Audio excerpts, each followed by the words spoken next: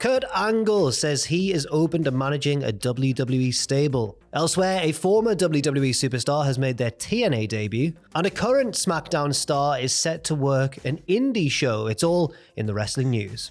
Hello everybody, it's Jack and Ross back again with the second news video of the day, and we're going to start by talking about Kurt Angle's recent appearance on K&S WrestleFest, where he said he was open to managing one of the current WWE's. But there's a big caveat, is there not? Okay. He says, does Kurt Angle, if the money was right, I would come back to manage a faction. The spot, that matters too. Yeah, definitely. I think Chad and his gang that he has right now, that would be a great idea. I wouldn't mind doing a spot here and there. He thinks it would be a great idea, and yeah, doing a spot here and there, if the money was right and everything, but I think it makes the most sense of anyone in the wrestling world. Yeah, well, go back to 2017. Whose father Kurt Angle should have been? Yeah. Should have been Chad Gable. But Chad Gable in the role he's in currently is absolutely fantastic. But the prospect of Chad Gable being able to focus on the wrestling, becoming like a wrestling machine, Kurt Angle ECW 2006 with Kurt Angle as the manager, that just is, oh yes. Not that Jason Jordan didn't also have the amateur stylee and the amateur wrestling and everything, but they did it deliberately to swerve the fans, didn't they? Because Chad Gable is literally a wrestling Olympian,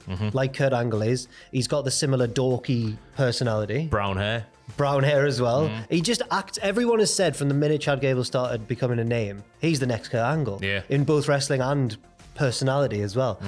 So it would just make the most sense. And I can't imagine Angle would be like on the road 24/7. He wouldn't need to be either. But he would just need to once a week. Yeah. Or even less than that, just popping up occasionally. I think it would be very good. And if the money was right, well, WWE have got loads of money. Give him some of it. Yeah. Why not? How much money is enough money for Kurt Angle? How much money was it that Braun Strowman wrecked the production truck and Angle was furious about that? $17 million, wasn't it? It's got to be in that vicinity. Yeah. That's a lot to Kurt Angle and to nearly everyone. I just made up a number there. Could be $7 million. You know the production truck that Braun Strowman pushed over? Yeah. It was millions of dollars anyway, yeah.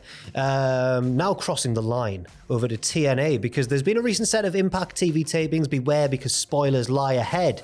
And there's a couple of stories that involve those tapings. First of all, an ex-WWE star made their TNA debut. Xia Li, the most electrifying lady in sports entertainment in the WWE, because she had literal electricity coming out of herself during her entrance. That makes sense if you saw it. If you didn't, that makes no sense at all. Her new ring name is Lei Ying Li, and she defeated Hyan. High on. Yeah, I watched a ring announcement. I watched an entrance of her on the indies to find out how exactly you pronounce that. And I don't know if it's just because he was American, but the ring announcer went, High on. Yeah. Anyway, Ye Ying Li defeated Hyan. Yes, she did. And also, the NXT crossover continued with Wendy Chu and Rosemary facing the TNA Knockouts World Champion Jordan Grace and NXT star Sol Ruka, who challenged Jordan Grace in the open challenge that was ruined by Wendy Chu. It was ruined by Wendy Chu. Yes, so it all makes sense there. Also, Tasha Steelz and Masha Slamovich ran out during the match, which all led to a no contest as well. So yeah, exciting developments in TNA, but that's not all. On Saturday night's Impact tapings, the main event of next month's Bound for Glory was set as a result of winning the One Contenders match against Frankie Kazarian, the former Elite Hunter, we should say. Joe Hendry will now challenge Nick Nth for the TNA World Heavyweight Championship at Bound for Glory at Wayne State University in Fieldhouse in Detroit, Michigan. Wayne State University Fieldhouse. Oh, the Fieldhouse at Wayne State University. The old Fieldhouse. That's where the show's taking place. In Detroit, Michigan. Joe Hendry. Right, so I was worried that they were starting to cool off on his booking a little bit. But then we had Victory Road last weekend where Hendry faced Josh Alexander, who's, I think it's fair to say at the minute, just a little bit above him in the pecking order, or was. And then Hendry beat him and he's gone that way. He's a Kurt Angle from Wish. He's a what? He's a Kurt Angle from Wish. Oh, from Wish. What, Josh Alexander? Yeah. Oh, he's fantastic. That's Joe Hendry's music video about him, man. Oh, right. I thought you were just... He never smiles, Jack, does Josh Alexander. I thought you were giving a scathing critique there of Josh Alexander. You can tell by the pitch-perfect Joe Hendry impersonation. It sounded like Sean Connery to me, but Thank you very much. Yes, so Joe Hendry is going to be challenging Nick Nth for the TNA World Heavyweight Championship, assuming Nemeth retains that belt all the way. Of course he will. Yeah, of course he will. Now, I'm worried because at first, initially looking at this matchup, and Bound for Glory, if you don't know, is TNA's biggest show of the year. It's where the big things happen. It's where the big matches happen. Surely this would be Joe Hendry's crowning moment. But Nick Nemeth now has JBL in his corner. Is he going to cost Joe Hendry? Yeah, but JBL seems to have a fancying for all of the indie boys around the world. He's popping up everywhere. He's not exclusive to Nick Nemeth. So maybe he'll get bored with Nick and go off with somebody else. And Hendry will win. Hopefully, anyway. way. It does make you wonder that the booking of the X Division title, how they just hot-shotted that with the undefeated streak, and then Zachary Wentz takes it just to be on NXT TV with it. Will they do something similar with the TNA World Heavyweight title? And just to prove your point even more, at Victory Road, Zachary Wentz immediately dropped the belt back to Speedball. So they literally, well, it seems like they literally did that just to have... That's Shawn Michaels going, give us your belt for the show. Potentially. Maybe. Or maybe whoever's in charge of TNA going, let's get some exposure. Yes, that would make more sense, actually, yes. Back over in WWE, everyone's waiting for the impending debut of Alex Shelley and Chris Sabin, the Motor City Machine Guns. And this is according to PW Nexus. There's some developments in the works there. Logos, merch designs, and so on are still being worked out for the Motor City Machine Guns in WWE. They'll not be using their TNA theme, and from the sound of it, Def Rebel already has a theme set for their... Oh, I can't wait to hear it. Motor City Machine Guns. Motor City, Motor City.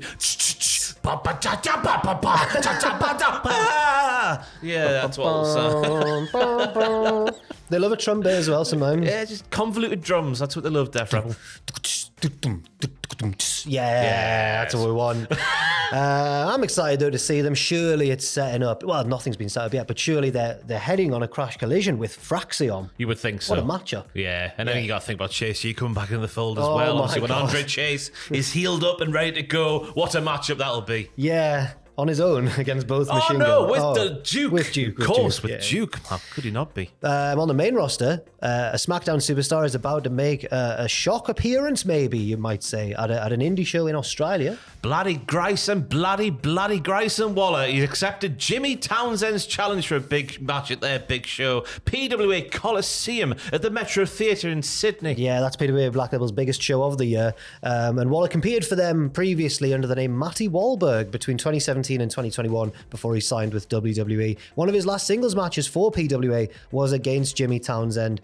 He was mentored by Waller, recently called him out. Waller declined the challenge, but then Townsend pushed a few of his buttons, apparently. It's nice that they're being allowed to do this kind of thing, isn't it? Because you got Finn Balor and JD McDonough going back to Ireland. I think that's soon, isn't it? I think so, yeah. Yeah, for a tag team match for OTT, yes. And then you got obviously Grayson Waller going back to Australia. You've got Charlie Dempsey's been to All Japan.